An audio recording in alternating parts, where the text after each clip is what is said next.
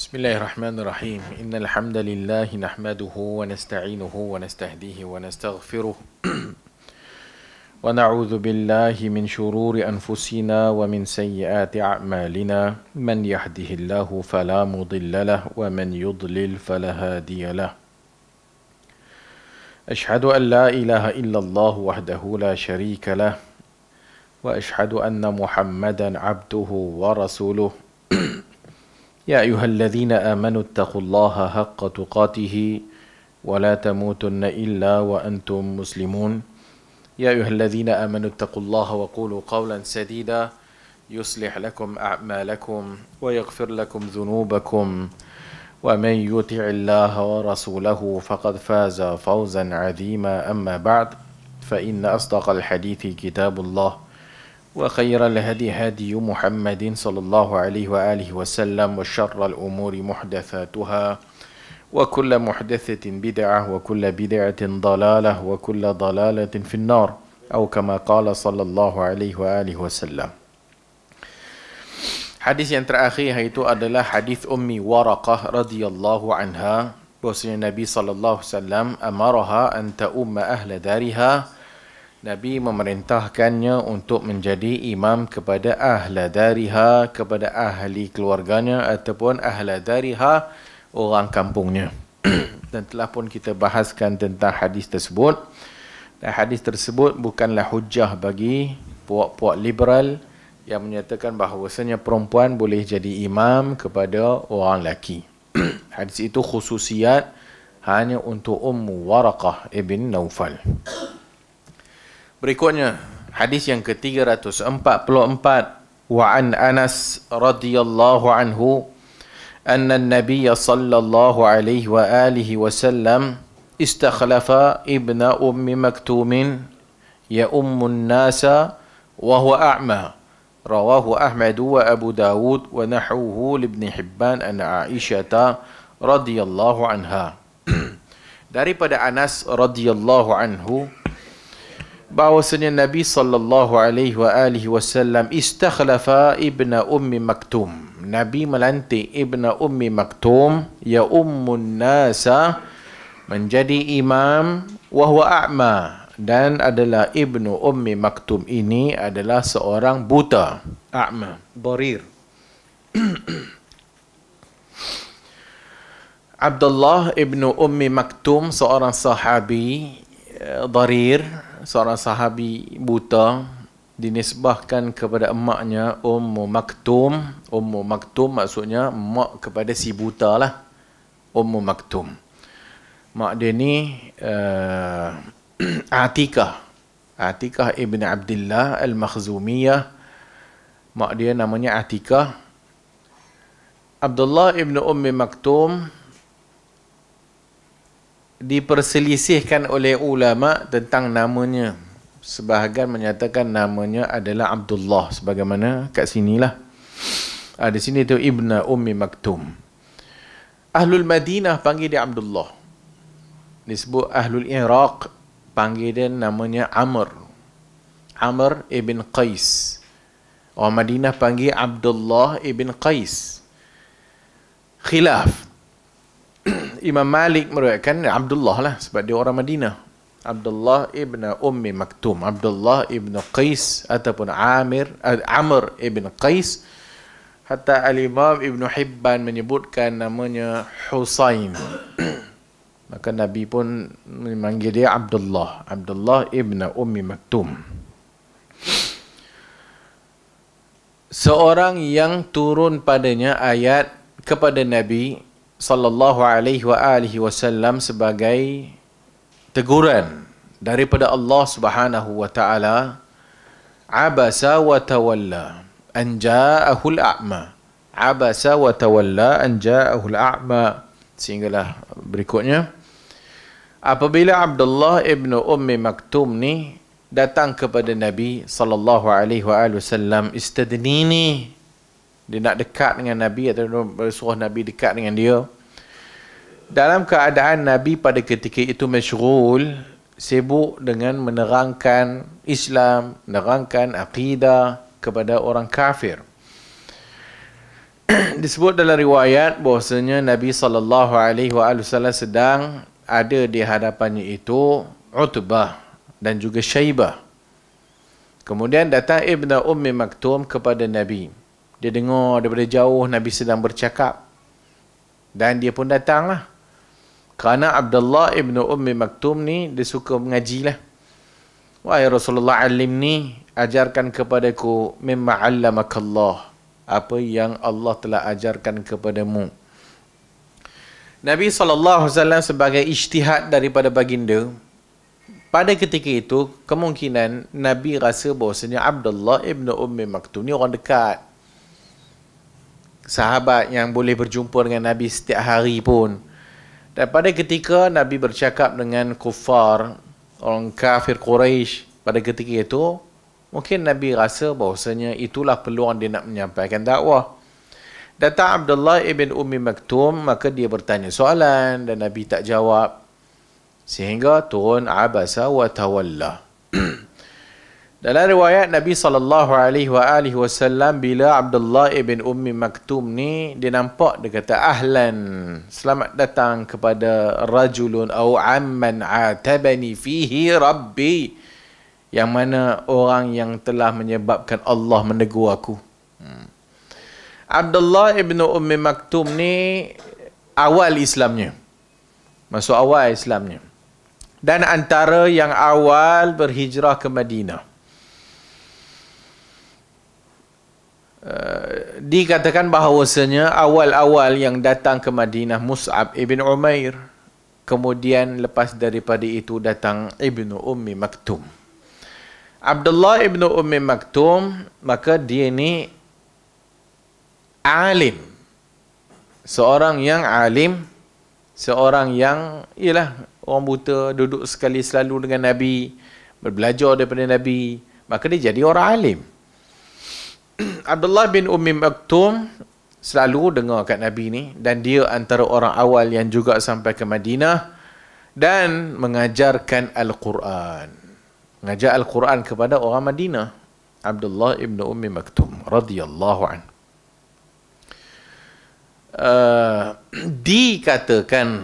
Dikatakan bahawasanya Abdullah ibn Ummi Maktum ni meninggal dalam perang apabila dia ingin menyertai perang dengan Qadisiyah. Orang kata, kau buta. Dia kata, tak apalah, dia nak ikut juga, boleh aku bagi fatwa, aku jadi imam. Orang membawa dia sampai di medan perang. Dia kata dia nak berjuang, dia nak berjihad, nak turun ke medan. Orang kata, engkau buta wahai Abdullah ibn Ummi Maktum. Dia kata, tidakkah dalam peperangan ada orang pegang rayah, pegang bendera? Ya, orang pegang bendera ni maksudnya dia pegang di tengah-tengah ataupun di belah belakang lah, pegang bendera tentera Islam lah. Maka dia pegang bendera, orang bagi dia pegang bendera lah. Kemudian dia pacak, alaihissalam, dia pacak bendera tu, dia pegang dan dia duduk sehingga ustushhida, sehingga dikatakan syahidlah dalam perang Qadisiyah. Sebahagian berpendapat dia pergi Qadisiyah tapi dia tidak syahid kat situ, dia balik Madinah dan dia meninggal kat Madinah. Sebahagian berpendapat Abdullah ibn Ummi Maktum tak join pun Qadisiyah, dan setelah zaman Umar ibn Al-Khattab radhiyallahu an, tak dengar lagi berita dia. Setelah pada zaman Umar, maka setelah daripada itu orang tak dengar dah berita daripada Abdullah ibn Ummi Maktum. Jadi kematiannya wallahu a'lam. Adakah seperti yang diceritakan dia syahid dalam perang Qadisiyah, ataupun dia meninggal di Madinah, dia join Qadisiyah tapi dia balik ke Madinah, dia hidup lagi, dan sebahagian kata sehingga dia tidak join pun Qadisiyah. Wallahu a'lamu bis-shawab. Jadi itu Abdullah ibn Ummi Maktum, sahabiyun jalil.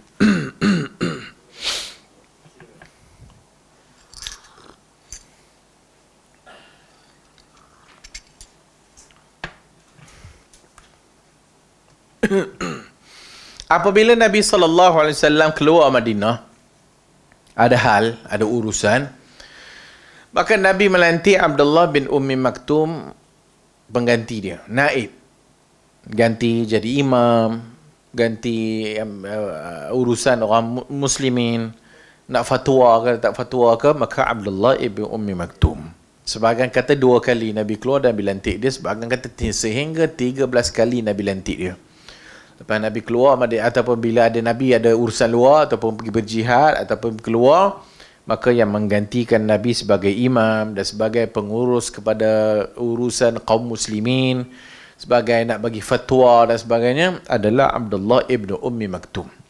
Salah seorang juga daripada muazzin Rasulullah sallallahu alaihi wasallam, sebagaimana dalam hadis, apabila kamu mendengar azan Bilal, makanlah dan minumlah sehingga kamu mendengar azan Ibn Ummi Maktum.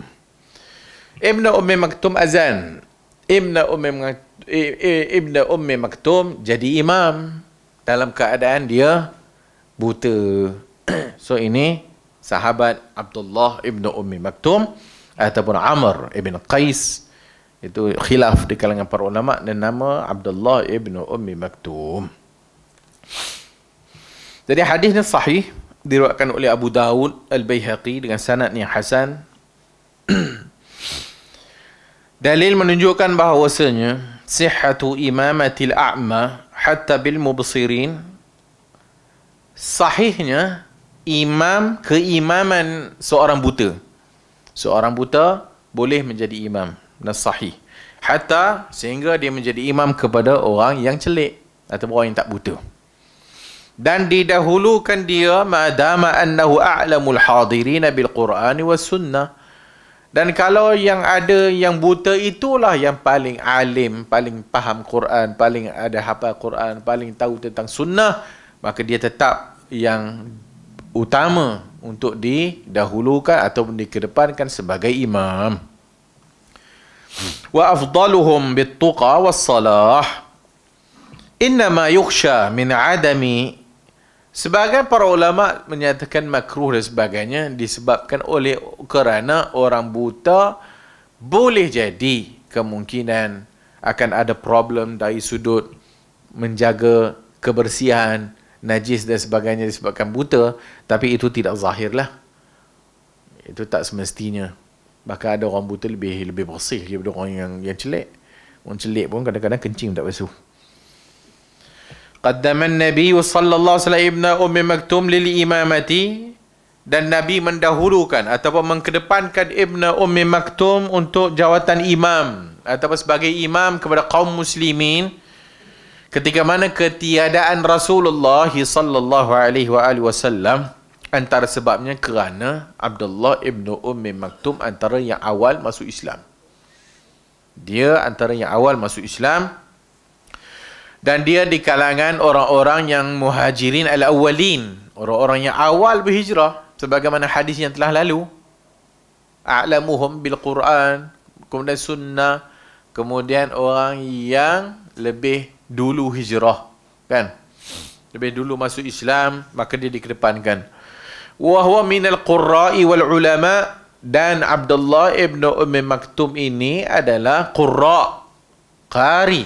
Dan juga ulama'. Fastahqal imama bihazihil fadail, maka layaklah Abdullah ibn Ummi Maktum sebagai imam menggantikan Rasulullah ketika ketiadaan Nabi sallallahu alaihi wasallam. Innal quwwata 'ala al-'amali wal amanati 'alayhi takun bihasb al-'amal alladhi yuqamu bihi. Fa inna ahati ibn Ummi Maktum la tunqis min quwwatihi fihi wa amanatihi 'alayhi shay'an. Dan sehingga amanahnya Abdullah ibn Ummi Maktum itu tidak dikurangi pun dengan keadaan beliau yang buta. Al-zahiru anna wilayatan Nabi sallallahu alaihi wasallam libni Ummi Maktum wilayatu amma fi as-salah wa ghayriha.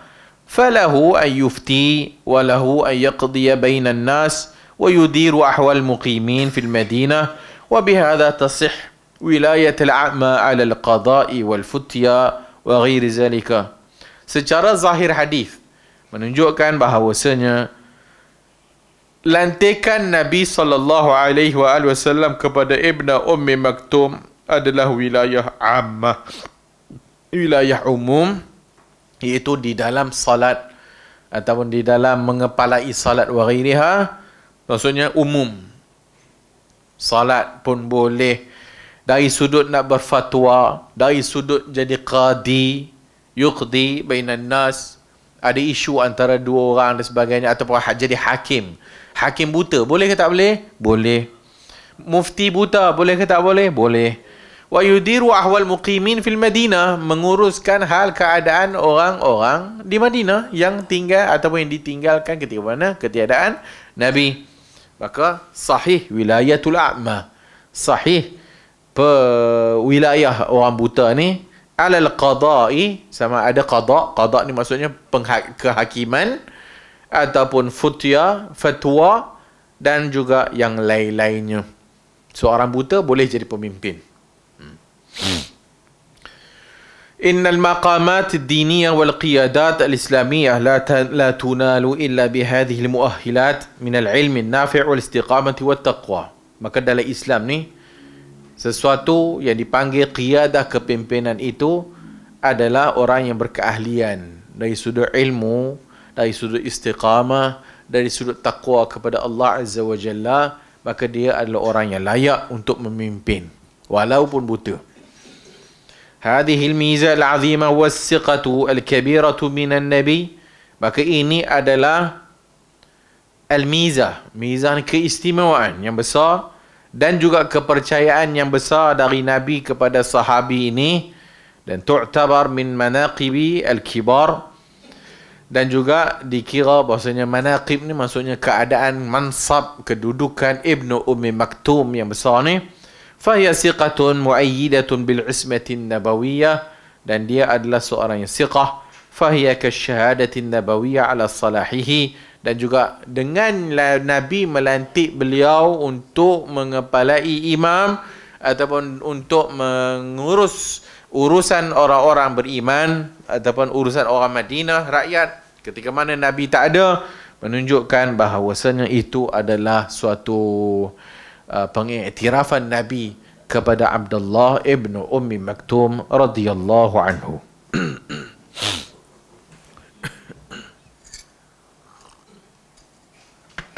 Jadi boleh tak imam buta? Boleh. Orang cacat boleh tak jadi imam? Boleh belaka. Berikutnya, wa an Ibni Umar radhiyallahu anhuma qala Rasulullah sallallahu alaihi wa alihi wasallam sallu ala man qala la ilaha illallah wa sallu khalfa man qala la ilaha illallah, rawahu ad-Daraqutni bi isnadin dha'if. Dari Ibnu Umar radhiyallahu anhuma, katanya kata Rasulullah sallallahu alaihi wasallam, sallu ala man qala, salatlah kamu di atas orang yang mengucap la ilaha illallah. Maksudnya mayat lah. Kalau mayat mengucap la ilaha illallah, salatlah ke atas dia. Maksudnya orang mati Islam lah, salat atasnya. Wa sallu khalfa man qala la ilaha illallah, dan salatlah kamu semua di belakang orang yang mengucap la ilaha illallah. Hadis dhaif, rawahu ad-Daraqutni. Hadis ini diriwayatkan oleh Daraqutni dengan sanad yang dhaif, juga didhaifkan oleh Syekh Al-Albani rahimahullahu taala an. Secara kesimpulannya, maknanya disokong dengan ayat Quran yang lain lah, dan juga hadis-hadis yang lain, iaitu kita apabila adanya orang Islam yang mengucap la ilaha illallah mati, maka salat atasnya. Termasuk Muslim asi, termasuk orang Islam yang bermaksiat kepada Allah, selagi mana maksiatnya itu tidak mukaffirah, tidak menyebabkan dia kafir ataupun murtad, maka boleh solat atasnya. Tinggal lagi, kalau dia itu asi ataupun fajir, orang yang teruk panggilnya, maka ulama tidak solat atasnya. Yang solat orang lain sebagai taubihan, sebagai suatu pengajaran untuk orang lain lah. Tapi kalau sekiranya menimbulkan fitnah yang lebih besar, maka salatlah atas jenazahnya. Salat di belakang orang yang mengucap la ilaha illallah, sesiapa saja. Kita tak disuruh ataupun tidaklah disyaratkan untuk menjadi makmum kepada seorang imam ni kita mengetahui i'tiqad imam. Dia Asy'ariyah kah? Dia Maturidiyah kah? Dia Islam, boleh jadi imam. Kita pun datang masjid, tak payah cek. Ini imam siapa yang akidah dia Asy'ariyah ke, Maturidi ke, akidah Salafi. Tak payah. Bukan syarat untuk mengikuti seorang imam, kita tahu dia punya i'tiqad bagaimana. Secara zahir sahaja. Kita hukum zahir. Nampaknya zahirnya Muslim, Muslimlah. Ikut saja. So ini yang diajar kepada kita.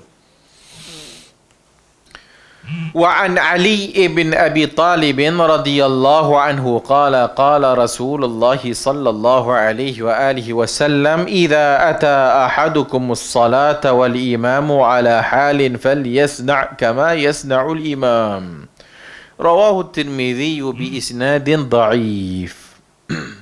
Daripada Ali ibn Abi Talib radhiyallahu anhu qala qala Rasulullah sallallahu alaihi wa alihi wasallam, apabila ata ahadukumus salah, apabila salah seorang kamu datang untuk salat, wal imamu ala halin, dan imam dalam certain keadaan, sujud ke, rukuk ke dan sebagainya, falyasna' kama yasna'ul imam, maka lakukan sebagaimana yang dilakukan oleh imam. Rawahu Tirmizi bi isnadin dhaif, diriwayatkan oleh al-Imam At-Tirmizi dengan sanad yang dhaif. Al-Hafiz Ibn Hajar dalam Talkhis juga mengisyaratkan kedhaifan riwayat ni. Kedhaifan riwayat ini kerana adanya di dalamnya itu Ibnu Abi Layla. Ibnu Abi Layla an Mu'adz. Ibnu Abi Layla meriwayatkan daripada Mu'adz, sedang Ibnu Abi Layla tidak mendengar daripada Mu'adz. Hadis fihi inqita'. Hadis ini terputus. Hadis padanya terputus. Tetapi Ibnu Abi Layla, Abdurrahman Ibnu Abi Layla ni juga bukan hanya meriwayatkan daripada Mu'adz. Dia juga meriwayatkan daripada orang lain juga. Dan dia mendengar. Maka dengan sebab itu, sebahagian para ulama yang lain menghukumkan hadis ini sahih. Syekh Ahmad Syakir dalam ta'liq kepada ta'liq dia kepada At-Tirmizi, Sunan At-Tirmizi, Jami' At-Tirmizi, maka menghukumkan hadis ini sahih. Syekh Al-Albani rahimahullah menghukumkan hadis ini sahih. الحديث يدل على استحباب الدخول مع الإمام في صلاته في الحال التي يجده اللاحق عليها مطلقا سواء كانت قياما أو ركوعا أو سجودا أو غيرها. Jadi apa yang boleh kita ambil daripada hadis ni? Hadis ni bagi tahu kepada kita istihbab, suatu anjuran apabila kita masuk dalam masjid, orang sedang salat atau imam sedang salat, maka kita masuk dan kita ikut macam mana yang dilakukan oleh imam. Sama ada imam itu rukuk, masuk Allahu Akbar, dan kita pun rukuk. Imam sujud, kita pun masuk Allahu Akbar dan takbir Allahu Akbar untuk sujud. Ikut imam. Iaitu, idza ata ahadukumus salah wal imamu ala halin. Imam berdiri, masuk kita berdiri. Imam rukuk, masuk kita rukuk. Imam i'tidal, masuk kita i'tidal. Imam duduk tahiyat akhir, kita duduk tahiyat akhir. Imam duduk tahiyat awal, duduk tahiyat awal. Itu maksud dia. Fa in adrakahu qa'iman aw raki'an i'tadda bitilka ar-rak'ah. Kalau dia masuk dalam keadaan dia mendapat rukuk bersama imam, dapatlah rakaat. Wa in kana qu'udan aw sujudan, kalau imam duduk atau bersujud, lam yu'tad bihi, tak dikira. Wad dalilu 'ala al-halati al-ula ma rawahu Abu Dawud.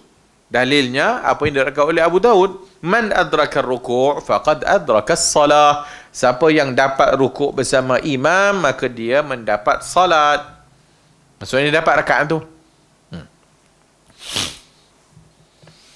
Man adraka raka'ah fi min as-salah qabla an yuqima al-imam sulbahu faqad adrakaha. Sama juga.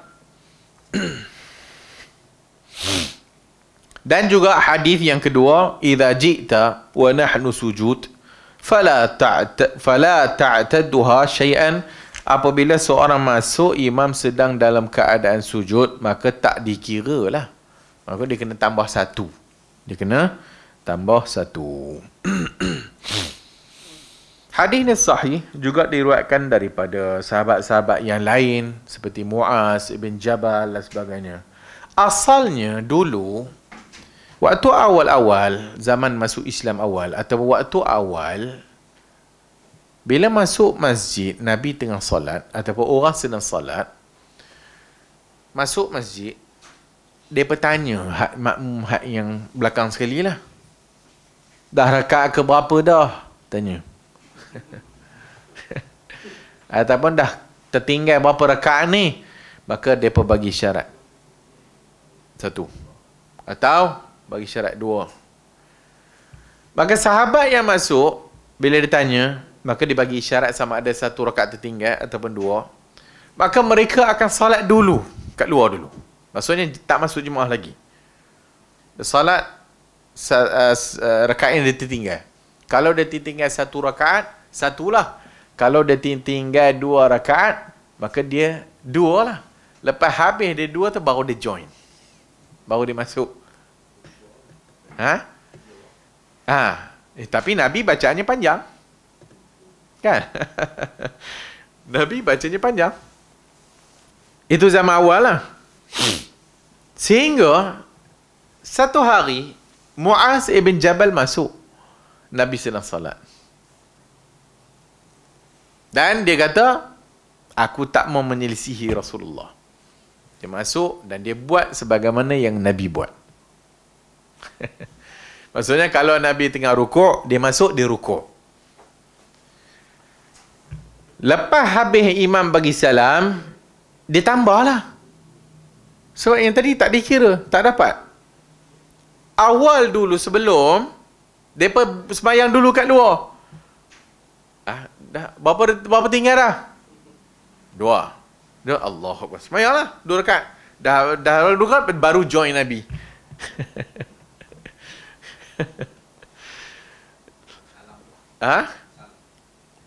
Mungkin.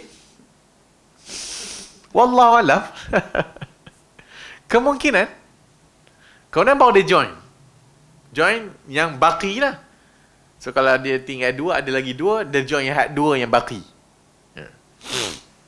Muaz ibn Jabal masuk dan dia kata, aku tak mau menjadi Rasulullah. Kemudian dia pun buatlah sebagaimana hak Nabi buat. Hak yang mana dia tertinggal, maka dia pun lengkapkan. Dia pun sempurnakan. Kemudian lepas habis salat, Nabi kata, qad sanna lakum Mu'adhun. Muaz telah melakukan suatu sunnah. Qad sanna lakum Mu'adhun faqtadu. Ikutlah dia. Muaz telah melakukan sesuatu perbuatan, ikutlah benda tu. Tapi dia kata sanna Mu'adhun faqtadu. Maka ikutlah Muaz ibn Jabal. Faqtadu bihi. Ikutlah Muaz ibn Jabal radhiyallahu an. Maka bermula daripada hari itu, maka pengamalannya begitu.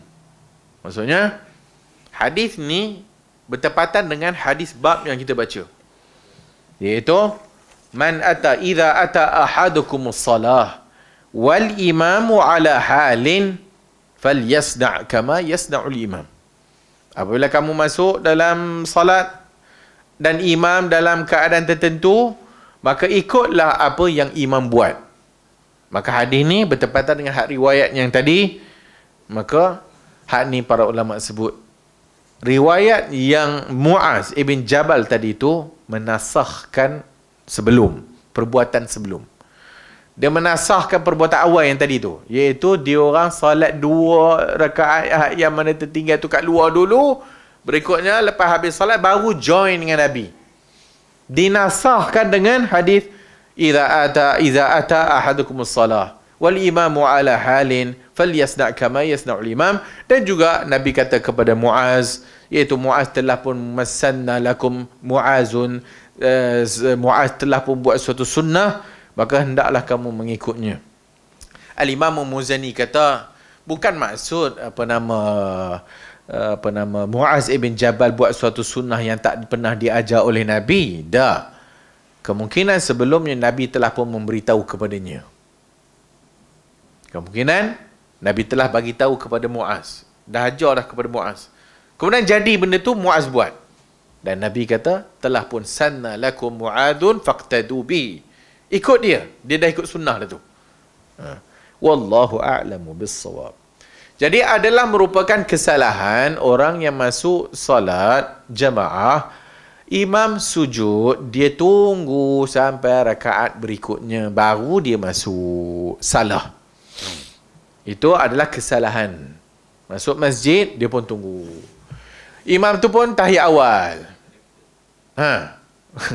Imam tahiyat awal, dia pergi tunggu. Tunggulah. Sekejap lagi.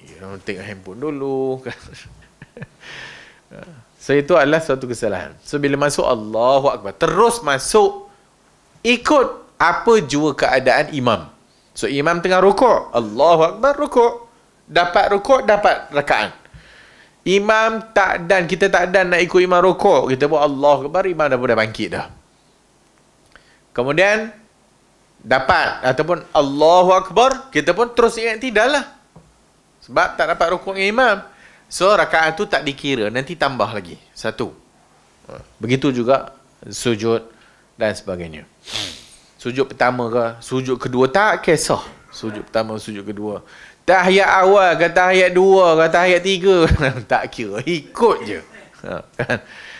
Imam duduk tahiyat awal, kita duduk tahiyat awal. Walaupun hak tu bukan tahiyat awal untuk kita. Kita pun dapat 1 rakaat. Mengikut imam, kita masuk imam rakaat kedua. Nanti bila kita sambung yang ketiga, ikut je imam. Kita tak ada rakaat dah. Kita ada rakaat kedua, tapi tak ada tahiyat sebab ikut imam. Masuk rakaat ketiga, nanti tambah je 1 sebagai tahiyat akhir, ataupun tambah apa yang kurang daripada hak yang kita terlepas.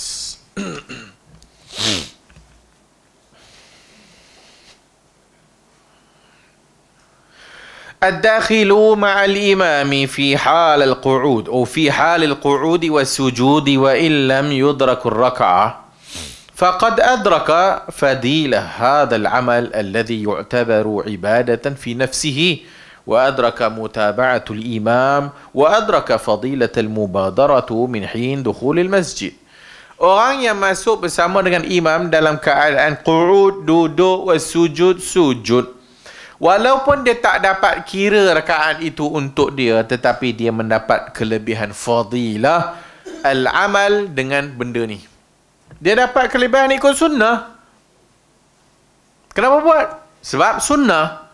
Dan Nabi buat, sahabat-sahabat buat, Nabi ikrarkan, dan Nabi suruh buat. Maka walaupun tak dapat rakaat, dapat fadilat sunnah Nabi tu. Alladhi yu'tabaru ibadatan fi nafsihi. Itu dikira ibadat lah. Dengan kita buat demikian, itu ibadat. Tak ibadat namanya. Ikut Nabi. Ikut sunnah. Wa adraka. Dan dia mendapat mutaba'atul imam. Dapat pahala ataupun ganjaran mengikut imam. Adraka fadilatul mubadarah. Dapat juga fadilat kelebihan bersegera. Bila masuk masjid, segera salat. Bukan duduk bersembang, duduk tunggu. ذكر العلماء أحكاما للداخل مع الإمام على أي حال وجده فيها وهي إن كان في حال السجود أو القعود فإنه يكتفي بتكبيرة الإحرام وينحت معه بلا تكبير ولا يسن له الاستفتاح بل يبادر إلى اللحاق بالإمام على الحال التي هو عليها. Antara yang disebut oleh para ulama, hukum bagi makmum yang masuk bersama imam ikut keadaan imam ini, In kana fi halis sujud, kalau dalam keadaan sujud ataupun duduk, maka cukup dengan takbiratul ihram. Allahu akbar, takbiratul ihram. Berikutnya tak payah takbir pun tak apa, dia terus ikut imam duduk tu ataupun sujud. Wa yanhatu ma'ahu bila takbir, tanpa takbir. Dan disunatkan baginya istiftah, dan tidak disunatkan baginya istiftah. Tak payah baca istiftah. Allahu akbar, imam tengah sujud, ya Allahu akbar kabira walham, tak payah. Allahu akbar terus sujud sama dengan imam. Wa in adrakahu qa'iman amala ma yustahabbu lidakhili fi salati min al-istiftah. Tapi kalau dia masuk dengan imam sedang berdiri, maka dia boleh baca istiftah, dia boleh baca ta'awuz wal qira'ah. Wa in kana raki'an ata bi takbiratil ihram wa takfi an takbiratir ruku', wa in ata bi thaniyati ma'a tahrimati kana afdal. So itu kalau dia masuk berdirilah. Masuk berdiri, so dia boleh baca iftitah, dia boleh baca ta'awuz, dia boleh baca Fatihah. Bagi yang kata kena baca Fatihah lah, kalau dia ambil pandangan yang imam baca, maka dia tak payah baca Allahu akbar takbiratul ihram, dengar bacaan imam. Habis. Ada apa nak tanya?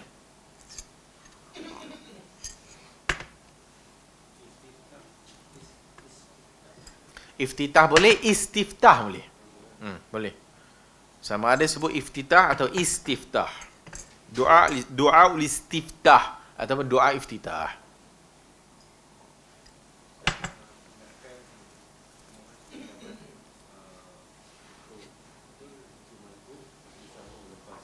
Aha.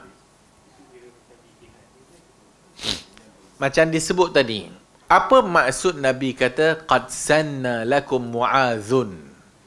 Apa maksud Mu'az sanna tu? Adakah Mu'az buat tanpa, maksudnya ijtihad daripada dia? Atau apabila disebut sunnah dan Nabi gunakan perkataan tu dan Nabi suruh ikut benda tu, maka sebahagian para ulama sebut kemungkinan sunnah itu telah pun diberitahu kepada dia dan dia telah tahu benda tu.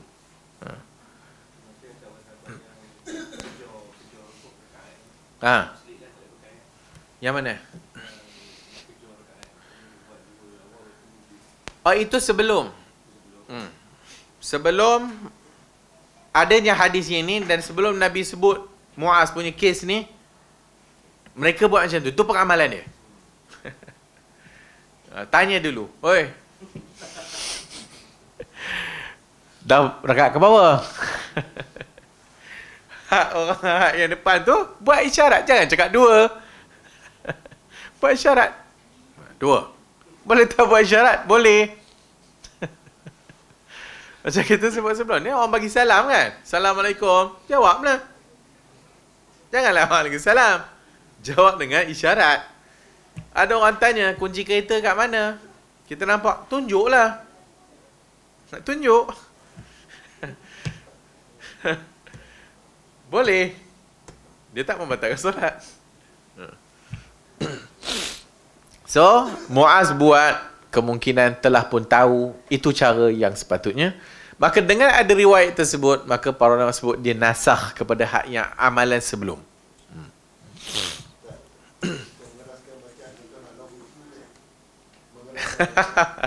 Nak halau kucing, kenapa? Kesian kucing tu.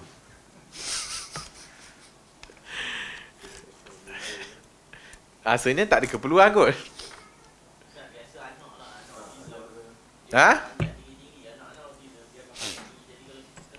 Allahu Akbar.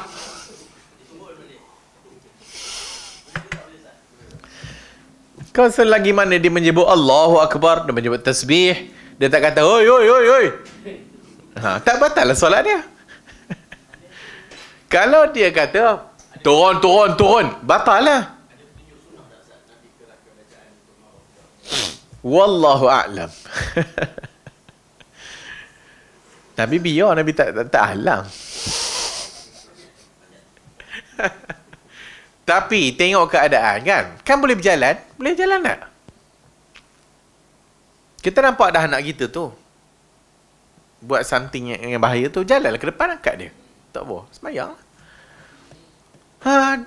Kau tak je Wahabi, tak cerdik.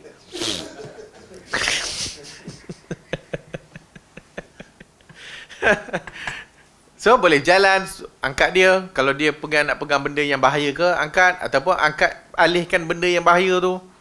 Korang kita salat lah. Boleh belaka.